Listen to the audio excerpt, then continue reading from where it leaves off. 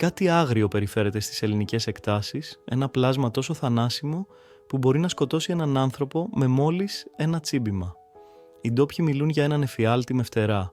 Το όνομά του είναι Βέσπα Μανταρίνια, αλλά οι Έλληνες το γνωρίζουν με έναν πιο τρομακτικό τίτλο, ένα όνομα που προφέρεται με δέος και ανησυχία, Σέρσεγκας, η γιγάντια σφίκα, ο δολοφόνος του εντομολογικού κόσμου. Αυτό το θηρίο δεν είναι απλώς μια σφίκα όπως όλες τις άλλες, είναι μια μηχανή θανάτου με φτερά, ένας εφιάλτης που έχει γίνει πραγματικότητα και απειλεί να αλλάξει για πάντα το οικολογικό τοπίο της Ελλάδας. Φανταστείτε ένα έντομο μεγέθους δαχτύλου ενήλικου ανθρώπου, με φτεροσή που φτάνει τα 7 εκατοστά, με γυαλιστερό κίτρινο κεφάλι τόσο μεγάλο όσο ο αντίχειρας και μάτια μαύρα σαν το πίσα που σας κοιτάζουν με μια παγερή αποφασιστικότητα. Οι γνάθοι του είναι τόσο ισχυρές που μπορούν να κόψουν έναν κλάδο δέντρου, ενώ το κεντρί του, ένας θανάσιμος μηχανισμός μήκους 6 χιλιοστών, μπορεί να διαπεράσει ακόμα και τις παχές στολές των επαγγελματιών μελισσοκόμων. Αυτή είναι η φρικτή πραγματικότητα του Σέρσεγγα, ενός πλάσματος που έχει εξελιχθεί για να γίνει ο τέλειος δολοφόνος. Όταν οι πρώτοι επιστήμονες παρατήρησαν αυτό το έντομο στη φύση, δεν μπορούσαν να πιστέψουν αυτό που έβλεπαν. Ένα μεμονωμένο άτομο είχε την ικανότητα να εξοντώσει ολόκληρη αποικία μελισσών μέσα σε λίγες ώρες, αποκεφαλίζοντας μεθοδικά κάθε μέλισσα που συναντούσε στο δρόμο του.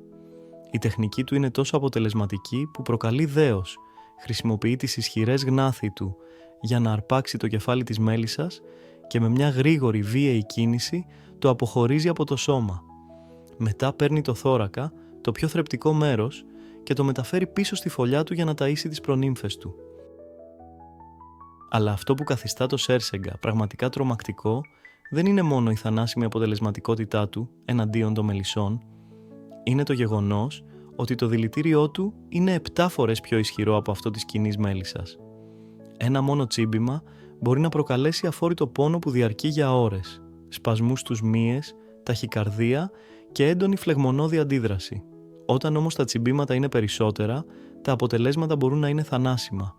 Το δηλητήριο περιέχει μια σύνθετη χημική ένωση που καταστρέφει τα κύτταρα, προκαλεί νεκρωτικές βλάβες στους ιστούς και μπορεί να οδηγήσει σε αναφυλακτικό σοκ. Οι ιατρικές αναφορές από την αταλική του περιοχή, την Ασία, είναι ανατριχιαστικές. Δεκάδες άνθρωποι κάθε χρόνο χάνουν τη ζωή τους από επιθέσεις Σέρσεγγα. Το πιο τρομακτικό είναι ότι αυτές οι σφίκες δεν επιτίθενται μόνο όταν αισθάνονται απειλή. Είναι εξαιρετικά επιθετικές και μπορούν να κυνηγήσουν τα θύματά τους για χιλιόμετρα. Υπάρχουν καταγεγραμμένες περιπτώσεις όπου άνθρωποι έχουν πεθάνει από πάνω από 200 τσιμπήματα σε μία μόνο επίθεση. Και το χειρότερο από όλα, σε αντίθεση με τις μέλισσες, οι Σέρσεγγες δεν πεθαίνουν μετά το τσίμπημα.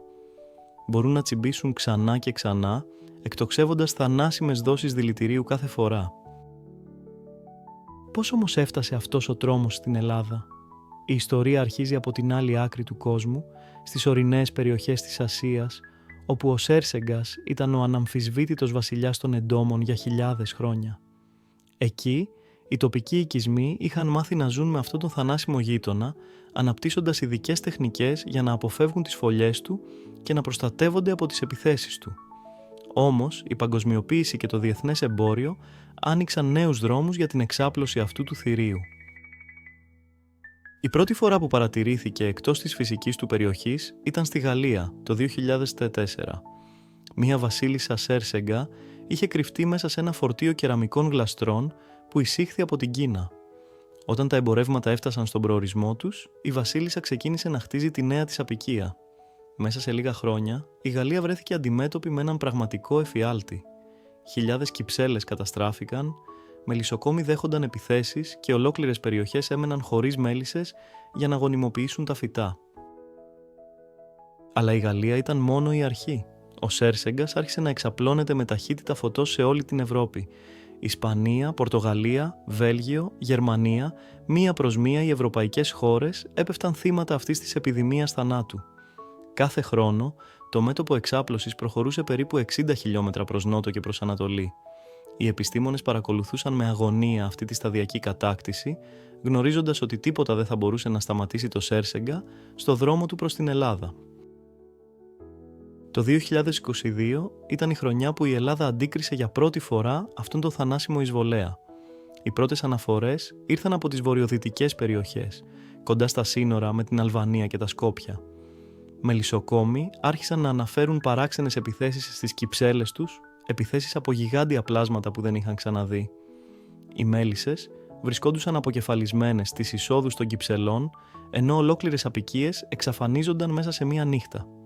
Στην αρχή, οι αρχές πίστευαν ότι επρόκειτο για κάποια νέα ασθένεια ή ίσως για επιθέσεις από πουλιά. Η αλήθεια ήταν πολύ χειρότερη. Όταν οι πρώτοι εντομολόγοι μελέτησαν τα δείγματα που συλλέχθηκαν, η διάγνωση ήταν σαφής και τρομακτική. Ο Σέρσεγκας είχε φτάσει στην Ελλάδα. Το Αριστοτέλειο Πανεπιστήμιο Θεσσαλονίκης ήταν το πρώτο που επιβεβαίωσε την παρουσία του τρομακτικού εισβολέα στο ελληνικό έδαφος. Οι επιστήμονες είχαν προετοιμαστεί για αυτή τη στιγμή, αλλά καμία προετοιμασία δεν θα μπορούσε να τους ετοιμάσει για την ταχύτητα με την οποία αυτό το πλάσμα θα άρχιζε να διαδίδεται στη Νότια Βαλκανική. Ο Σέρσεγκας δεν είναι απλώς μια μεγαλύτερη εκδοχή της κοινής σφίκας. Είναι ένα εντελώς διαφορετικό είδος πλάσματος, ένα υπερέντομο που έχει εξελιχθεί για να κυριαρχήσει στον κόσμο των εντόμων. Το μέγεθός του είναι μόνο η αρχή των τρομακτικών του χαρακτηριστικών. Η ανατομία του είναι σχεδιασμένη από τη φύση για να σκοτώνει αποτελεσματικά. Οι γνάθοι του είναι τόσο ισχυρές που μπορούν να καταστρέψουν εύκολα το εξωσκελετό άλλων εντόμων, ενώ τα μάτια του έχουν εξαιρετική όραση που του επιτρέπει να εντοπίζει τα θύματά του από μεγάλη απόσταση. Αλλά το πιο εντυπωσιακό χαρακτηριστικό του Σέρσεγκα είναι η στρατηγική του τρόπου επίθεσης. Όταν ανακαλύπτει μια κυψέλη μελισσών, δεν επιτίθεται τυφλά, αντίθετα στέκεται στην είσοδο και περιμένει. Όταν μια μέλισσα πλησιάζει για να εισέλθει στο σπίτι της, ο Σέρσεγκας την αρπάζει με αστραπιαία ταχύτητα και την αποκεφαλίζει σε λιγότερο από ένα δευτερόλεπτο. Στη συνέχεια, παίρνει το σώμα και το μεταφέρει στη φωλιά του, όπου το ταΐζει στις προνύμφες του. Μια μόνο σφίκα μπορεί να σκοτώσει και να μεταφέρει δεκάδες μέλισσες σε μία μέρα. Όμως υπάρχουν περιπτώσεις που ο Σέρσεγκας υιοθετεί μια ακόμα πιο τρομακτική στρατηγική. Όταν βρίσκει μια κυψέλη που είναι ιδιαίτερα ασθενής ή όταν συνεργάζεται με άλλες σφίκες της ίδιας αποικίας, μπορεί να εισβάλλει απευθείας μέσα στην κυψέλη. Αυτό που ακολουθεί είναι ένα πραγματικό σφαγείο. Οι σφίκες κόβουν το κεφάλι κάθε μέλισσας που συναντούν στο δρόμο τους, ενώ οι μέλισσες, παρά το γεγονός ότι είναι πολλαπλάσιες σε αριθμό, είναι ανίκανες να αντιμετωπίσουν αυτόν τον τρομακτικό εχθρό. Το τέλος είναι προβλέψιμο. Ολόκληρη η αποικία εξοντώνεται και οι σφίκες κουβαλούν τα κεφάλια και τα σώματα των θυμάτων τους πίσω στη φωλιά τους. Η κατάσταση γίνεται ακόμα χειρότερη όταν αναλογιστούμε την αναπαραγωγική στρατηγική του Σέρσεγκα. Μια βασίλισσα μπορεί να παράγει χιλιάδες απογόνους κατά τη διάρκεια μιας σεζόν. Κάθε αποικία αρχίζει την άνοιξη με μία μόνο βασίλισσα που έχει επιβιώσει από τον χειμώνα, κρυμμένη σε κάποια προφυλαγμένη τρύπα ή σχισμή. Όταν οι θερμοκρασίες αρχίζουν να ανεβαίνουν, η βασίλισσα ξυπνάει από τη διαχείμαση και αρχίζει να χτίζει τη νέα της φωλιά. Αυτές οι φωλιές είναι αρχιτεκτονικά θαύματα, κατασκευάσματα που μπορούν να φτάσουν το μέγεθος ενός μικρού αυτοκινήτου και να στεγάσουν πάνω από 10.000 άτομα. Η κατασκευή αυτών των φωλιών είναι μια διαδικασία που τρομάζει όσους την παρακολουθούν. Ο Σέρσεγκας χρησιμοποιεί τις ισχυρές γνάθη του για να αποξέσει κομμάτια ξύλου από δέντρα, μεταμορφώνοντάς τα σε μια ειδική χαρτομάζα που στη συνέχεια διαμορφώνει σε περίπλοκες δομές. Το αποτέλεσμα είναι μια φωλιά με πολλαπλά επίπεδα, κυψέλες και διαδρόμους που θυμίζει μια υπόγεια πόλη. Στο κέντρο αυτής της δομής, η βασίλισσα παράγει αβάντατα αυγά της, ενώ οι εργάτιδες σφίκες τρέφουν τις προνύμφες με το κρέας των μελισσών που σκοτώνουν καθημερινά. Αυτό που καθιστά την κατάσταση ακόμα πιο επικίνδυνη είναι το γεγονός ότι οι σφίκες αυτές είναι εξαιρετικά προσαρμόσιμες. Ενώ στην Ασία τρέφονταν κυρίως με συγκεκριμένα είδη μελισσών, στην Ευρώπη έχουν μάθει να επιτίθενται σε όλα τα είδη μελισσών, καθώς και σε άλλα έντομα όπως σφίκες, τσιμπούρια και μέχρι και αράχνες. Η διαιτητική ευελιξία τους σημαίνει ότι μπορούν να επιβιώσουν και να ανθίσουν σχεδόν σε κάθε περιβάλλον που παρέχει επαρκή τροφή. Στην Ελλάδα, η απειλή από τον Σέρσεγκα έχει λάβει ιδιαίτερα ανησυχητικές διαστάσεις λόγω της σημασίας της μελισσοκομείας για την ελληνική οικονομία και το περιβάλλον. Η Ελλάδα παράγει κάποια από τα καλύτερα μέλια στον κόσμο, με χιλιάδες μελισσοκόμους να εξαρτώνται από αυτό το επάγγελμα για την επιβίωσή τους. Οι ελληνικές μέλισσες όμως δεν έχουν εξελιχθεί για να αντιμετωπίσουν αυτόν τον τρομακτικό εχθρό. Σε αντίθεση με κάποια ασιατικά είδη μελισσών που έχουν αναπτύξει αμυντικές στρατηγικές κατά του Σέρσεγγα, οι ευρωπαϊκές μέλισσες είναι εντελώς ανίσχυρες μπροστά στην επίθεσή του. Οι πρώτες εκθέσεις από τους μελισσοκόμους του Βόρειου Εύρου ήταν καταστροφικές. Κυψέλες που είχαν χτιστεί και συντηρηθεί για γενεές ολόκληρες καταστράφηκαν μέσα σε λίγες εβδομάδες. Ένας μελισσοκόμος από την περιοχή της Αλεξανδρούπολης περιέγραψε την εμπειρία του με λόγια που συγκλονίζουν. Ήταν σαν να είχε περάσει ένας στρατός από τις κυψέλες μου. Δεν είχε μείνει τίποτα ζωντανό. Χιλιάδες μέλισσες κοίτονταν νεκρές γύρω από τις εισόδους, όλες αποκεφαλισμένες. Στη ζωή μου δεν είχα δει κάτι τόσο τρομακτικό. Αλλά το πιο ανησυχητικό στοιχείο στην εμφάνιση του Σέρσεγγα στην Ελλάδα δεν είναι μόνο η καταστροφή που προκαλεί στις κυψέλες. Είναι η άμεση απειλή που αντιπροσωπεύει για τους ίδιους τους ανθρώπους. Οι πρώτες αναφορές περιστατικών με ανθρώπινα θύματα άρχισαν να φτάνουν στα νοσοκομεία του Βόρειου Εύρου ήδη από το καλοκαίρι του 2022. Οι γιατροί των τμήματων επιγόντων βρέθηκαν αντιμέτωποι με περιστατικά που δεν είχαν ξαναδεί. Άνθρωποι με τσιμπήματα που προκαλούσαν εκτεταμένες νεκρώσεις των ιστών, σοβαρές αλλεργικές αντιδράσεις και σε κάποιες περιπτώσεις απειλή για τη ζωή των θυμάτων. Ένα από τα πρώτα καταγεγραμμένα περιστατικά αφορούσε έναν 54χρονο Κυπουρό από την Ορεστιάδα. Ο άνθρωπος εργαζόταν στον κήπο του όταν ενόχλησε κατά λάθος μια φωλιά Σέρσεγγα που είχε χτιστεί μέσα σε ένα παλιό δέντρο. Μέσα σε δευτερόλεπτα βρέθηκε να δέχεται επίθεση από πάνω από 10 σφίκες. Τα τσιμπήματα ήταν τόσο επώδυνα που έχασε τις αισθήσεις του. Όταν οι γείτονές του τον βρήκαν, το σώμα του ήταν γεμάτο κόκκινα, πρισμένα σημεία από τα τσιμπήματα. Στο νοσοκομείο, οι γιατροί παρατήρησαν κάτι που τους έκανε να ανησυχήσουν. Σε αντίθεση με τα συνηθισμένα τσιμπήματα σφικών, αυτά προκαλούσαν προοδευτική νέκρωση των ιστών γύρω από το σημείο της επίθεσης. Το δέρμα άρχιζε να μαυρίζει και να πεθαίνει, δημιουργώντας τρύπες που έμοιαζαν με εγκάβματα από οξέα. Η ιατρική κοινότητα άρχισε να συνειδητοποιεί ότι αντιμετώπιζε κάτι εντελώς καινούριο και εξαιρετικά επικίνδυνο. Το δηλητήριο του Σέρσεγγα περιέχει μια σύνθετη χημική σύνθεση που περιλαμβάνει ένζημα που καταστρέφουν τα κύτταρα, νευροτοξίνες που παραλύουν το νευρικό σύστημα και ιστοδιαλυτικά στοιχεία που κυριολεκτικά λιώνουν τους ιστούς. Μία μόνο δόση από το κεντρί του περιέχει περισσότερο δηλητήριο από αυτό που μπορούν να παράγουν 10 κοινές σφίκες μαζί. Όταν αυτό το δηλητήριο εισέρχεται στο ανθρώπινο σώμα, δημιουργεί μια αλυσιδωτή αντίδραση που μπορεί να οδηγήσει σε πολυσυστημική αστοχία και θάνατο. Οι περιπτώσεις επιθέσεων στην Ελλάδα αυξάνονταν δραματικά καθώς περνούσαν οι μήνες. Κάθε νέα αναφορά ήταν χειρότερη από την προηγούμενη. Ένα παιδί στη Θράκη δέχθηκε επίθεση όταν έπαιζε κοντά σε ένα δάσος και κατέληξε στη μονάδα εντατικής θεραπείας με σοβαρή αναφυλαξία. Μια οικογένεια από τη Μυτιλήνη επιτέθηκε από σμήνος Σέρσεγγα όταν προσπάθησε να απομακρύνει μια φωλιά από το σπίτι τους. Όλα τα μέλη της οικογένειας χρειάστηκε νοσηλεία. Οι τοπικές κοινότητες άρχισαν να ζουν σε κλίμα τρόμου, με τους κατοίκους να αποφεύγουν τους κήπους και τα δάση, ενώ οι γονείς δεν άφηναν τα παιδιά τους να παίξουν έξω. Η ψυχολογική επίδραση αυτής της απειλής ήταν εξίσου καταστροφική με τη φυσική. Ολόκληρες κοινότητες βρέθηκαν να αλλάζουν ριζικά τον τρόπο ζωής τους. Οι αγρότες δεν τολμούσαν να εργαστούν στα χωράφια τους χωρίς να φορούν πυκνά ρούχα και προστατευτικό εξοπλισμό, ακόμα και στις πιο καυτές μέρες του καλοκαιριού. Τα παιδιά δεν πήγαιναν πια σε σχολικές εκδρομές στη φύση, ενώ οι τουρίστες άρχισαν να αποφεύγουν τις περιοχές όπου είχαν εντοπιστεί Σέρσεγγες. Η οικονομική επίδραση ήταν τεράστια, όχι μόνο από την καταστροφή των κυψελών, αλλά και από τη μείωση του τουρισμού και τη διακοπή των αγροτικών δραστηριοτήτων. Αλλά πώς ακριβώς λειτουργεί το δηλητήριο αυτού του τρομακτικού πλάσματος?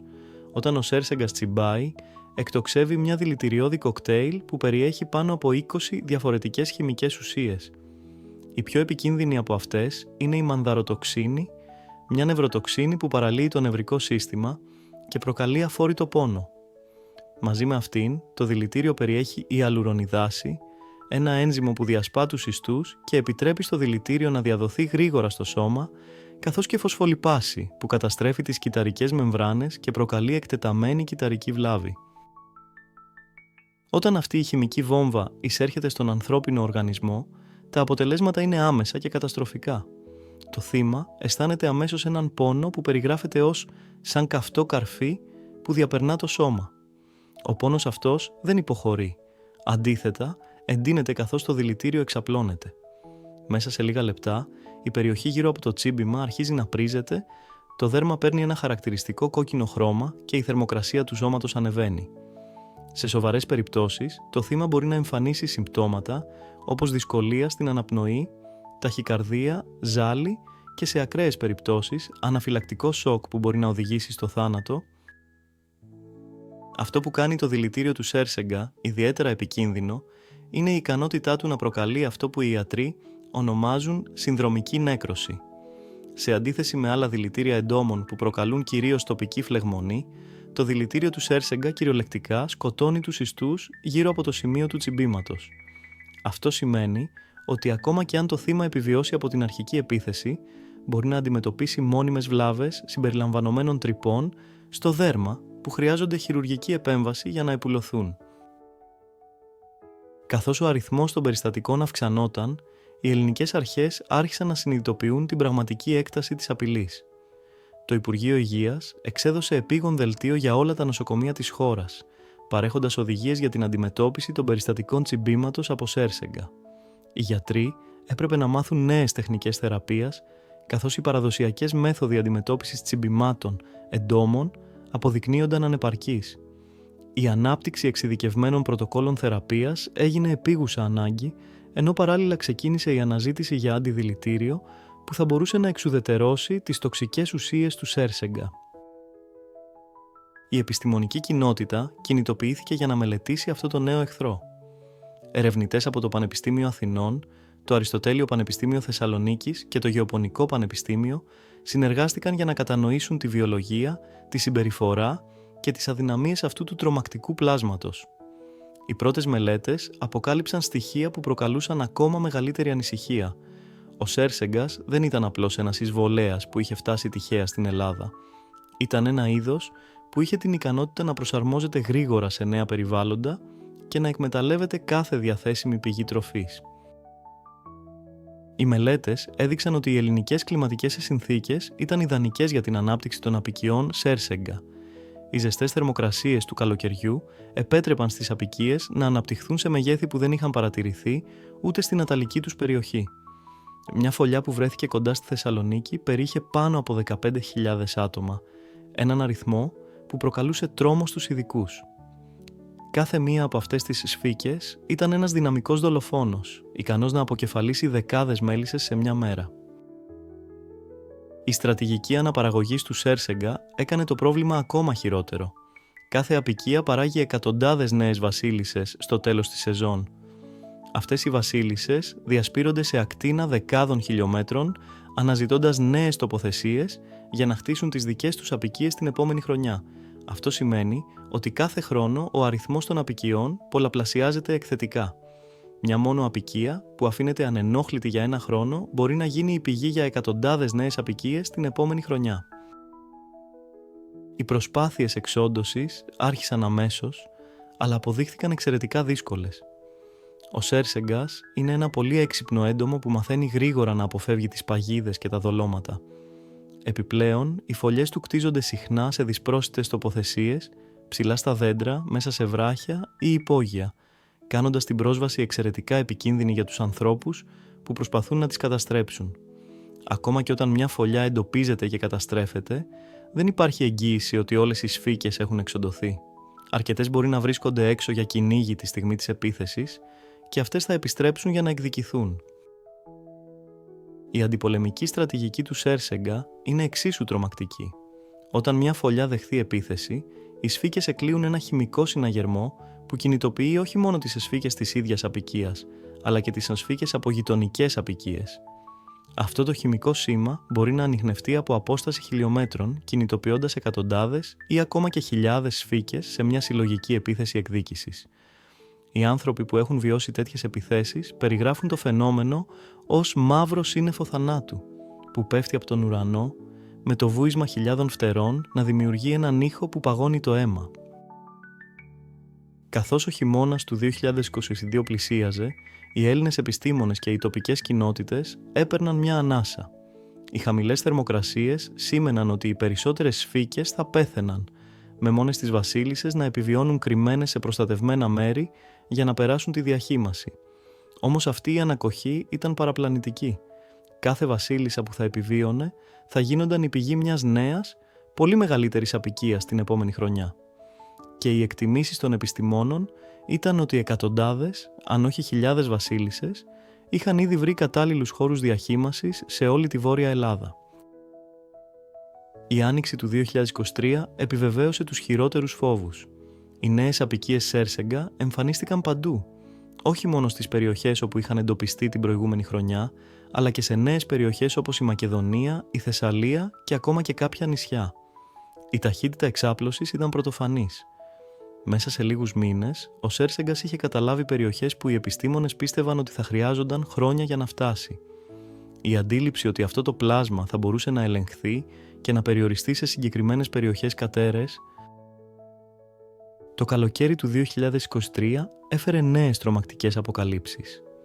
Μια ομάδα ερευνητών που μελετούσε τη συμπεριφορά των σφικών ανακάλυψε κάτι που δεν είχε παρατηρηθεί ούτε στην Ασία.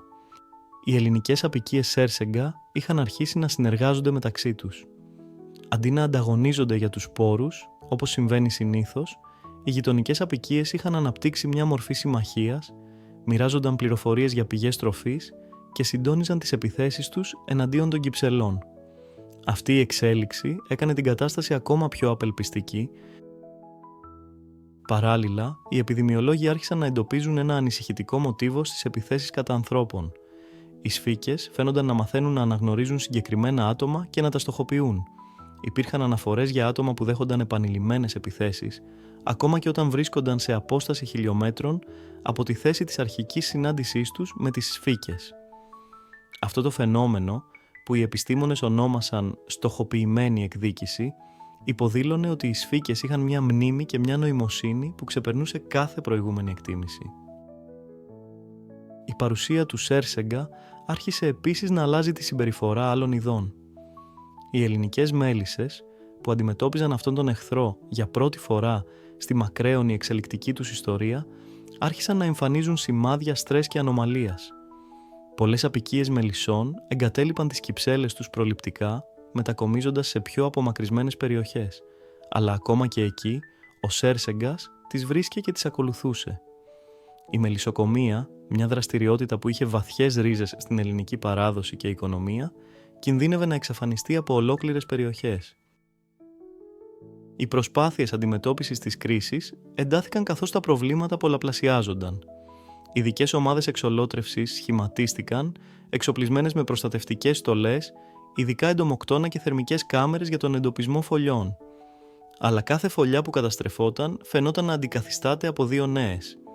Οι σφίκες είχαν μάθει να κρύβουν τις φωλιές τους σε ακόμα πιο δυσπρόσιτα μέρη και η ανέβρεσή τους γινόταν όλο και πιο δύσκολη. Μέσα σε αυτό το κλίμα απόγνωσης ήρθε μια νέα ανακάλυψη που έκανε την κατάσταση ακόμα χειρότερη. Ερευνητές από το Πανεπιστήμιο Ιωαννίνων ανακάλυψαν ότι ο Σέρσεγγας δεν περιοριζόταν στη θύρα μελισσών, είχε αρχίσει να θυρεύει και άλλα έντομα που ήταν κρίσιμα για την οικολογική ισορροπία των ελληνικών δασών. Σκαθάρια, πεταλούδες, ακόμα και μικρά πουλιά είχαν γίνει θύματα αυτού του αχόρταγου θυρευτή.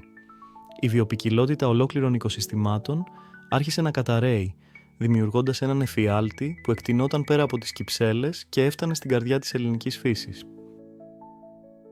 Η διεθνής κοινότητα άρχισε να παρακολουθεί την κατάσταση στην Ελλάδα με αυξανόμενη ανησυχία.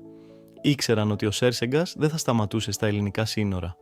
Η Αλβανία, η Βουλγαρία, η Τουρκία, όλες αυτές οι προχώρες βρίσκονταν στο μονοπάτι αυτού του θανάσιμου εισβολέα. Και πέρα από αυτές, ολόκληρη η Μεσόγειος, η Μέση Ανατολή, η Αφρική. Ο Σέρσεγγας είχε τη δυνατότητα να αλλάξει για πάντα την οικολογική ισορροπία τριών υπήρων. Πιο τρομακτικό απ' όλα ήταν το γεγονός ότι αυτό το πλάσμα συνέχιζε να εξελίσσεται και να προσαρμόζεται. Κάθε γενιά σφικών που γεννιόταν στο ελληνικό έδαφος ήταν πιο αποτελεσματική από την προηγούμενη, περισσότερο επιθετική, πιο ανθεκτική στα εντομοκτώνα, πιο έξυπνη στον εντοπισμό και την εκμετάλλευση νέων πηγών τροφής. Οι επιστήμονες συνειδητοποίησαν ότι δεν αντιμετώπιζαν απλώς μια εισβολή, αντιμετώπιζαν μια εξελικτική έκρηξη σε πραγματικό χρόνο. Το τέλος αυτής της ιστορίας παραμένει ανοιχτό. Καθώς μιλάμε, εκατοντάδες χιλιάδες σέρσεγγες κυνηγούν στις ελληνικές εκτάσεις, σκοτώνοντας, αναπαράγονται και εξαπλώνονται. Κάθε μέρα που περνάει, η απειλή μεγαλώνει. Κάθε νέα φωλιά που κτίζεται, κάθε νέα βασίλισσα που γεννιέται, κάθε νέα περιοχή που κατακτάται φέρνει αυτόν τον τρόμο ένα βήμα πιο κοντά στην κυριαρχία του σε ολόκληρο τον κόσμο. Και το μόνο που μένει να δούμε είναι αν η ανθρωπότητα θα βρει έναν τρόπο να σταματήσει αυτό το δολοφόνο με φτερά πριν αυτός σταματήσει εμάς. Και κάπως έτσι, ο εφιάλτης με φτερά συνεχίζει την επέλασή του. Η ιστορία του Σέρσεγγα στην Ελλάδα είναι μια ζωντανή απόδειξη του πόσο ευάλωτα είναι τα οικοσυστήματά μας και πόσο γρήγορα μπορεί να αλλάξει η ισορροπία της φύσης. Αν σας καθήλωσε αυτή η απίστευτη ιστορία και θέλετε να μάθετε περισσότερα για τα μυστήρια και τα θαύματα του φυσικού κόσμου, μην ξεχάσετε να κάνετε εγγραφή στο κανάλι μας Απίθανη Φύση. Πατήστε το κουμπί του like αν σας άρεσε το βίντεο και βοηθήστε μας να μεγαλώσουμε την παρέα μας. Η γνώμη σας είναι πολύτιμη. Γράψτε μας στα σχόλια τις σκέψεις σας. Έχετε ακούσει ή δει ποτέ από κοντά αυτό τον τρομακτικό εισβολέα? Πώς πιστεύετε ότι μπορεί να αντιμετωπιστεί αυτή η απειλή? Πιστεύετε ότι η ανθρωπότητα έχει τη δύναμη να σταματήσει την εξάπλωση του Σέρσεγγα ή μήπως είμαστε απλοί παρατηρητές σε ένα νέο κεφάλαιο της εξέλιξης που γράφεται μπροστά στα μάτια μας?